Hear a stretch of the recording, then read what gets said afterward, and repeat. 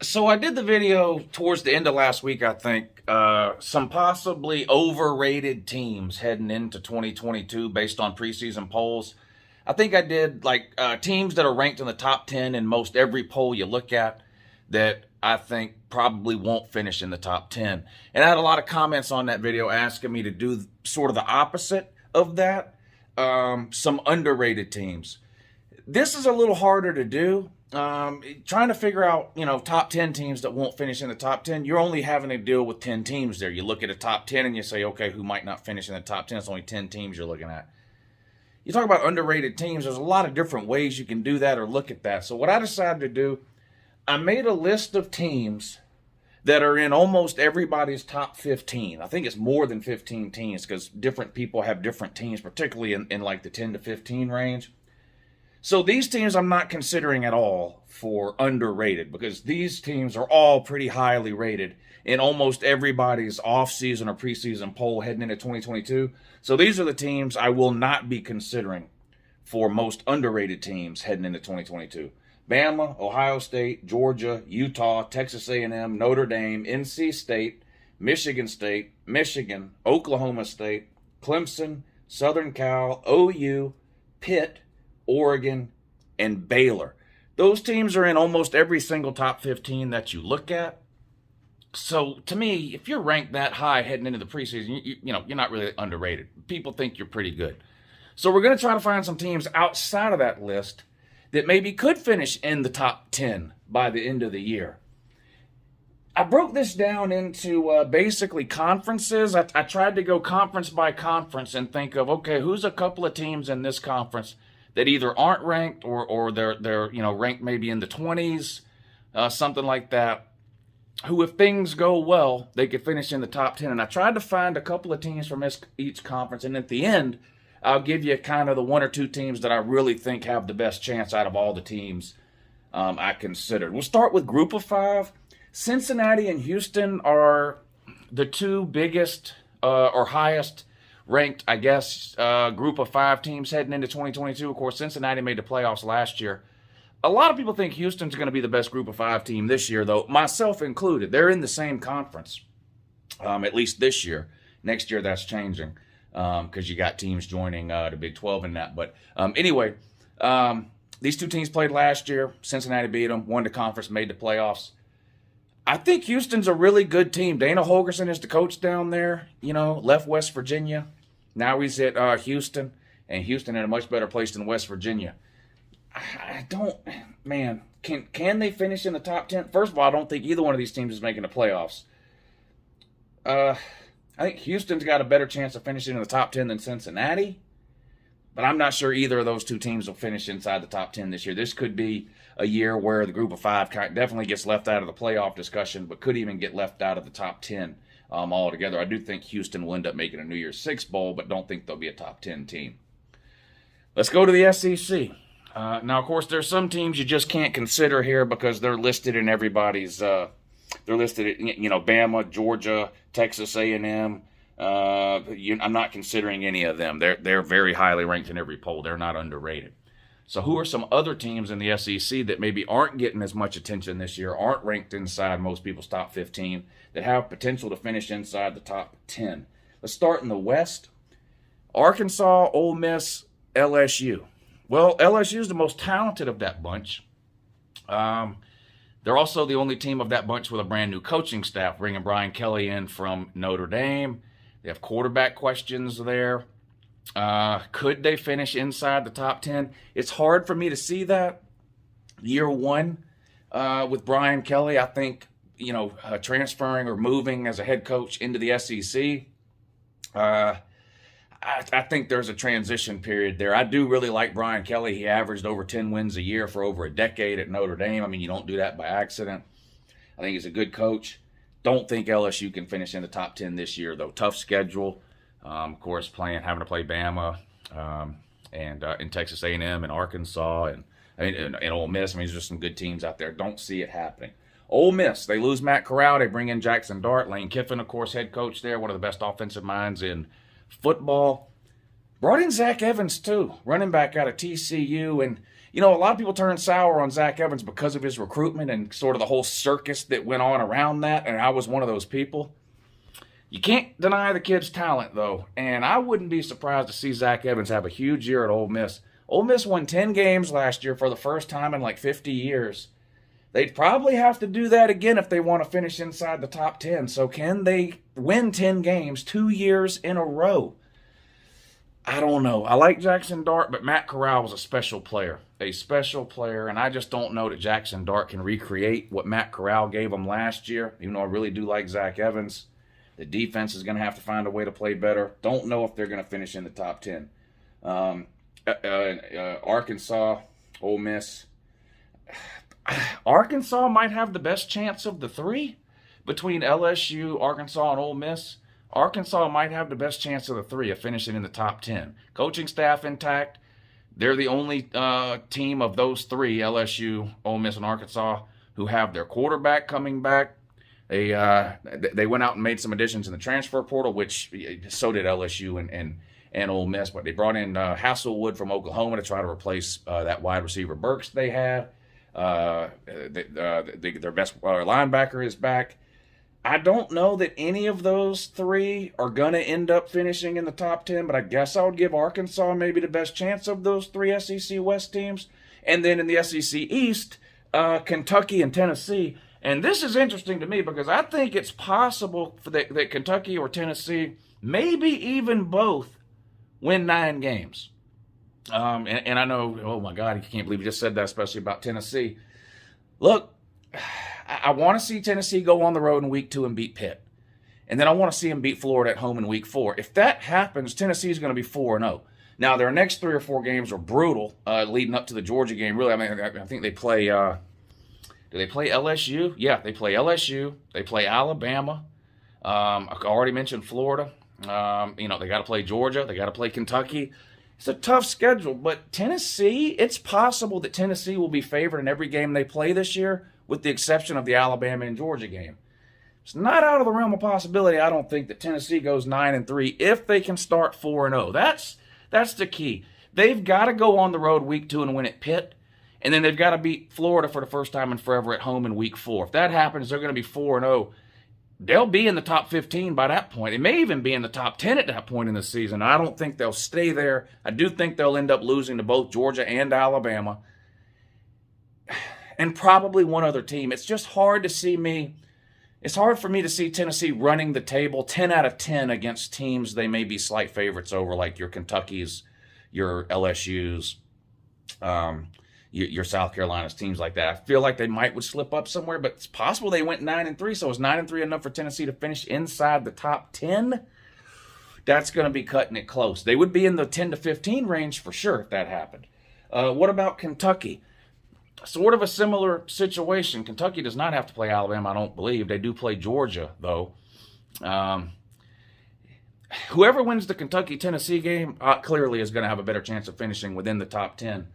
I don't know. I sort of see a regular season of 9 wins being kind of the ceiling for both of those teams, and that's just, I don't know if that's going to be good enough to get them inside of the top 10. We'll see.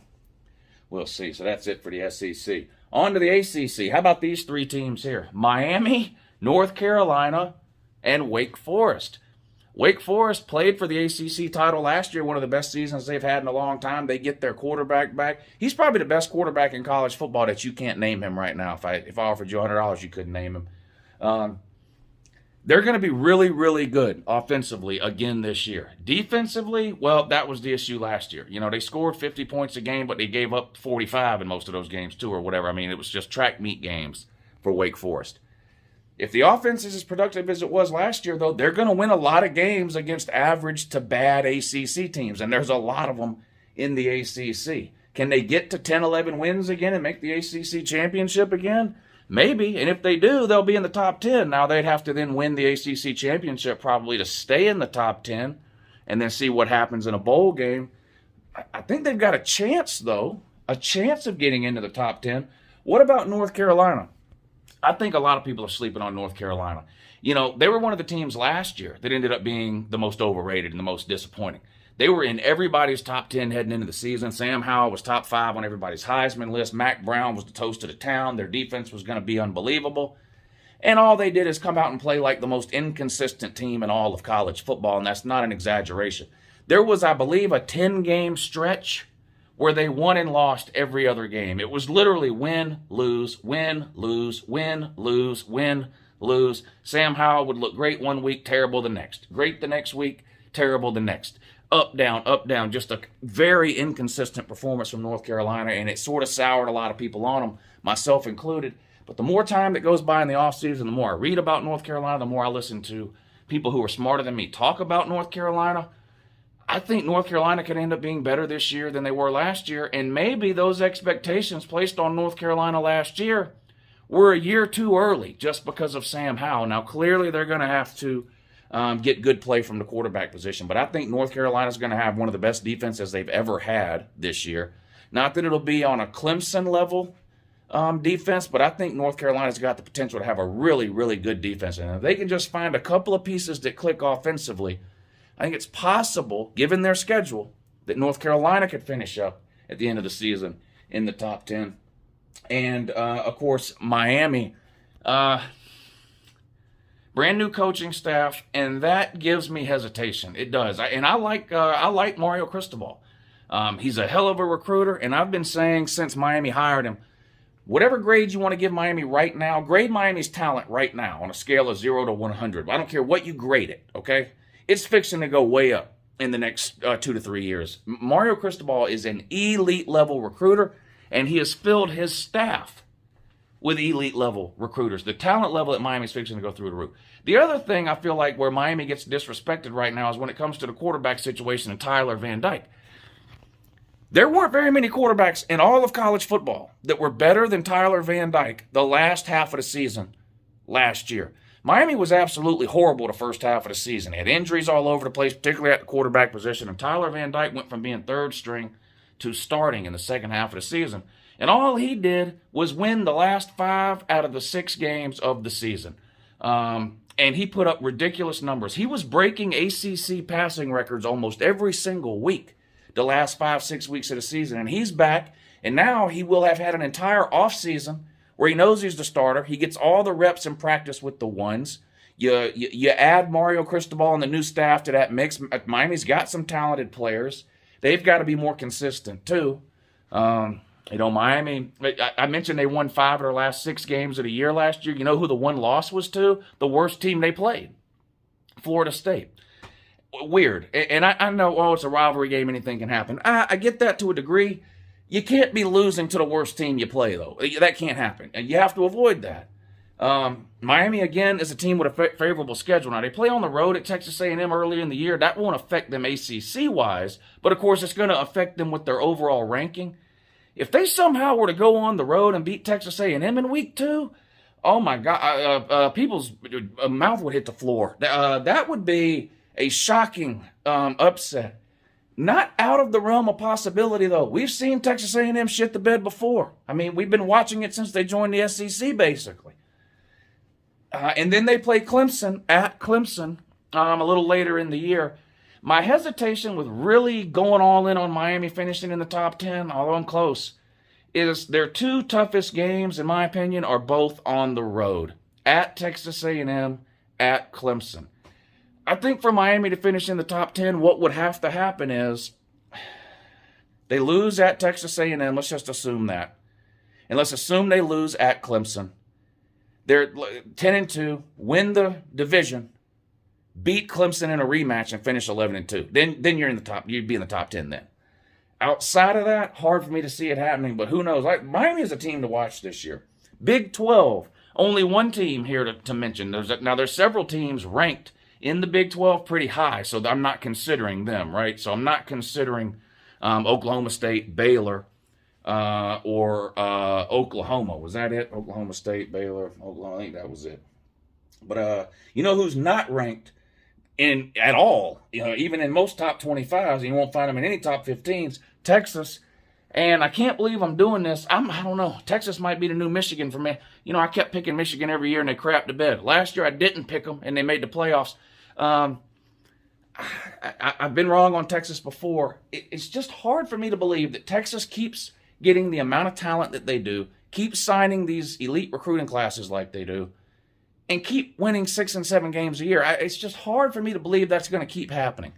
Last year was Sarkisian's first or second year, whatever it was. Maybe the first year was the pandemic. I don't know. It was his first year. I believe it was his first year.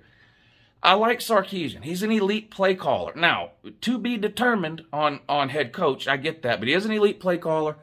They got to get the quarterback situation fixed. Casey Thompson transferred out to Nebraska. So they had Quinn Ewers now, who was at Ohio State. Or he was a junior in high school. He enrolled early at Ohio State, so he was at Ohio State last year when he should have still been a senior in high school. Sat on the bench for 1 year. Now he's back in Texas with the Longhorns. That has to work out. The running back situation, they've got one of the best running backs in America, Bijan Robinson. That's not an issue. The running backs are great. Defensively, have to play a little bit better.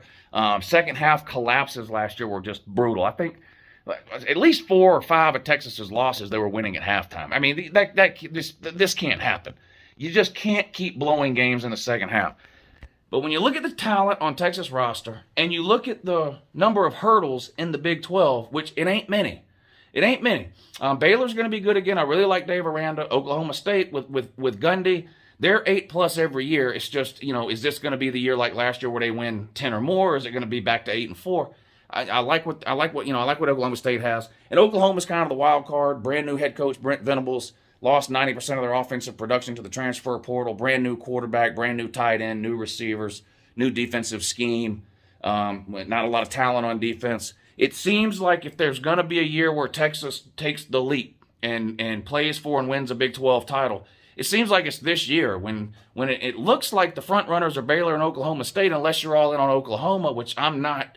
They lost their top 2 quarterbacks, Caleb Williams, Spencer Rattler. I know they bring in Dylan Gabriel, but Lincoln Riley ain't calling the plays. Jeff Lebby is, and I like Jeff Lebby, but the point is, just a lot of unknowns about Oklahoma, so it seems like there's a year where Texas is going to, take the leap to the top of the Big 12. It seems like it would be this year. Maybe they finish in the top 10. I don't know.